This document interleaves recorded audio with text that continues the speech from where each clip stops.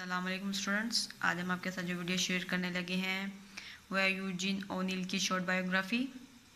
یہ 16 اکتوبر 1888 کو پیدا ہوئے ہیں اور ان کی نیشنلٹی یونائٹڈ اسٹیٹ ہے، اور ان کے فادر کا نام جیمز ہے، ان کی مدر کا نام میری ایلن کنلن ہے، ان کے بھائی کا نام جیمی ہے، اور ان کی 3 شادیاں ہیں: کیتھلین جینکس، ایجنس بولٹن اور کیرولوٹا مونٹری، ان کی 3 بیویاں ہیں، اور ان کے بچے یوجین اونیل جر اور اونا اونیل ہے، اور انہوں نے 2 ایوارڈز حاصل کیے ہیں: نوبل پرائز ان لٹریچر اور پولٹزر پرائز فار ڈراما۔